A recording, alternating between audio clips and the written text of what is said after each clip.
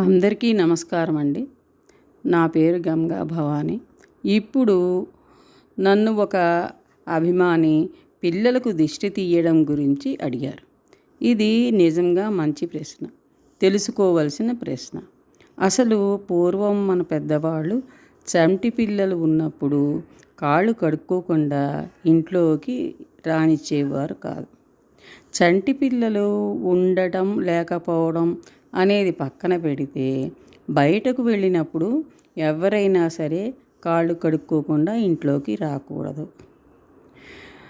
ఇప్పుడు అపార్ట్మెంట్లు కల్చర్ కాబట్టి అలా ఎలా కుదురుతుందండి అంటే, ఇంట్లోకి వచ్చాకనైనా ముందర బాత్రూంలోకి వెళ్ళి కాళ్ళు కడుక్కుని రావాలి. ఎందుకంటే బయట అనేక మంది అనేక పరిస్థితులలో తిరుగుతూ ఉంటారు. అందుకని కనీసం కాళ్ళు కడుక్కోవాలి అని కాకుండా నేరుగా ఇంట్లోకి వస్తే చెడు ప్రభావం ముందుగా చంటి పిల్లల మీద ప్రభావం చూపిస్తుంది. అప్పుడు వాళ్ళు ఏ కారణం లేకుండా బాగా గుక్కపెట్టి ఏడుస్తారు. అప్పుడు ఒక గుప్పెడు రాళ్ళ ఉప్పు తీసుకుని పిల్లల తల చుట్టూ క్లాక్ వైజ్గా యాంటీ క్లాక్ వైజ్గా తిప్పుతూ ఇరుగు దిష్టి, పొరుగు దిష్టి, తల్లి దిష్టి, దయ్యపు దిష్టి అంటూ 3 సార్లు దిష్టి తీసి ఆ ఉప్పును ఒక మగ్గు నీళ్ళల్లో వేసేసి చేతులు కాళ్ళు కడుక్కొని ఆ తడి చేతులతోటి పిల్లల కళ్ళు తుడవాలి. ఆ తర్వాత ఆ మగ్గులో నీళ్లను ఎవరు తొక్కిన చోట పారపోసేయాలి. అప్పుడు పిల్లలు ఏడుపు మానేస్తారు. అదేవిధంగా మిరపకాయలు దిష్టి తీసి నిప్పుల్లో వేస్తారు.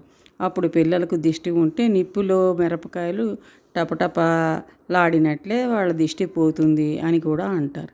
ఇంకా నూనెలో తడిపిన గుడ్డ దిష్టి తీసి వెలిగిస్తారు. ఆ నూనె గుడ్డను వెలిగిస్తే ఆ గుడ్డ నుంచి నీళ్లు టపటప పడతాయి. ఇంకా ఎవరికైనా పెద్దవాళ్ళు కూడా తరచూ అనారోగ్యంగా ఉండడం, ఏదైనా చికాకుగా ఉన్నా కూడా రాత్రి సమయంలో 10 గంటల అప్పుడు ఎవరూ లేకుండా వీధి గడప మీద కూర్చోపెట్టి ఒక కొబ్బరికాయని దిష్టి తీసి కొట్టేయాలి. తర్వాత కాళ్ళు చేతులు కడుక్కొని లోపలికి రావాలి.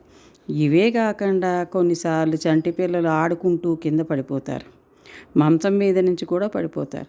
అప్పుడు కొద్దిగా పిల్లలకు నీరు దిష్టి తీసి ఆ పడిపోయిన చోట పోయాలి. ఎందుకంటే నేల మీద కూడా కొన్ని దుష్టగ్రహాలు ఉంటాయి. ఇంకా ఇలా చాలా రకాలుగా ఉంటాయి. ఇప్పటికీ ఇవి చాలు అనుకుంటున్నాను. ఉంటాను మరి. తరువాత ఇంకో వీడియోలో కలుద్దాం. సెలవు.